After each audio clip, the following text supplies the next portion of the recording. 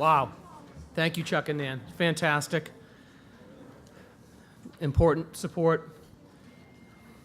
You guys are so wonderful. Can't thank you enough. Bob Lewis, Chair of the Board, come on up. Let's present the LD Luminary Award.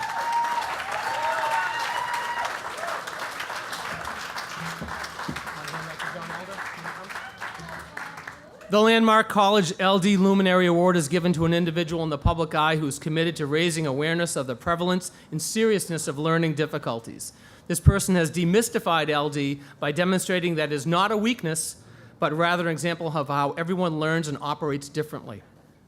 A Landmark College LD Luminary inspires people outside the Landmark College campus to better understand the struggles faced by neurodiverse students and is in a position to stimulate discussion, motivate action, and educate society about the need to replace a failing one-size-fits-all system and approach with new and progressive educational models. Past recipients of the Landmark College LD Luminary Award include Whoopi Goldberg and Holly Robinson Peete. This year's LD Luminary Award recipient is John Elder Robison. Many of you know that Landmark College is fortunate to have John as a visiting lecturer and advisor to our new Center for Neurodiversity. Earlier this month, he presented the center's first public event, a talk called Different Does Not Equal Disordered, which was attended by more than 200 people from inside and outside the Landmark community. John's advocacy for people with autism has had a great impact on public policy as well as on society's perception of neurodiversity. He serves on the federal committee that coordinates how various governmental agencies address autism. He is a New York Times best-selling author of 4 books, including Look Me in the Eye, Switched On, and Raising Cubby, which chronicles John's parenting journey, a theme tonight, with his son, who is also autistic. John was also a technician for the band Kiss. It's true. Now it's with great pleasure that I introduce our 2018 LD Luminary Award recipient, who is our friend and advisor, John Elder Robison.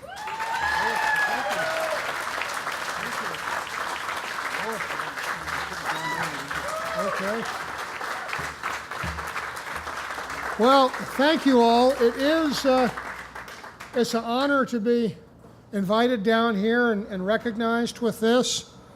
As an autistic person of this generation, I grew up before Landmark and colleges like that existed. All of you, or many of you, are parents of kids with autism, dyslexia, ADHD.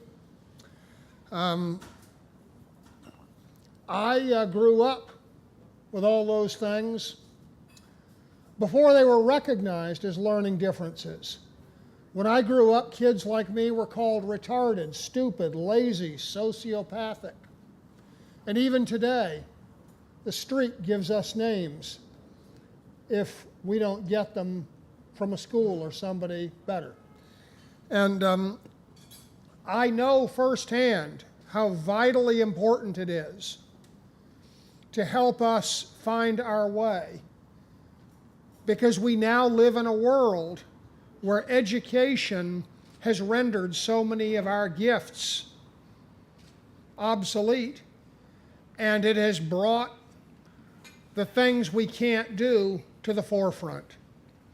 There was a time when people who thought differently were the seers. They could look in the heavens and they could tell when to plant, when to harvest. They could look at the sky and they could see the directions and they could navigate boats across the trackless Pacific.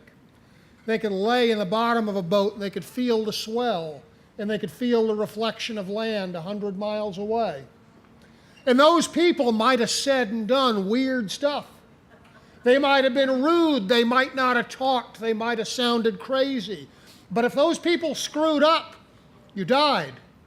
Everyone knew that their lives depended on these weirdos and freaks, because I'm sure that if I was a weirdo and freak, so were they. But the thing is, society needed them. And then, we invented modern education so everyone could go to school. And when everyone went to school, all of a sudden we could not go through school. So suddenly we went from being successes to being failures. Nobody knew what we were. Now, in the last decades, we have been recognized. Schools have come into being over the last few hundred years for all kinds of affinities. The first schools that came into being, of course, were religious schools. Catholic universities were established. Jewish schools were established. Then you had vocational universities. Law schools were established. Engineering schools were established, all to teach people to be part of a tribe. You're a doctor, you're a lawyer, and you send your son to law school. You're a rabbi, you're a devout Catholic, and you send your son to Catholic school or Hebrew school. What about us? You're autistic, you have ADHD. Where do you send your kid? I want to see a world where kids know that the school for neurodivergent people is Landmark. And I want to see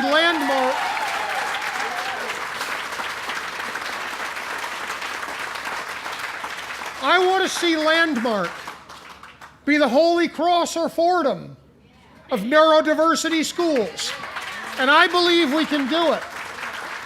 And if we do that, what I suggest all of you think about, when you support this school, you are supporting not just helping people with learning differences, you are supporting building a culture that is going to carry us forward. You're building pride in young people. No longer will we be freaks and misfits. We will be proud neurodivergent people, just as these other schools graduate proud Jewish scholars, proud Catholic leaders, proud lawyers, doctors, and everyone else. We will build pride in the neurodiversity community.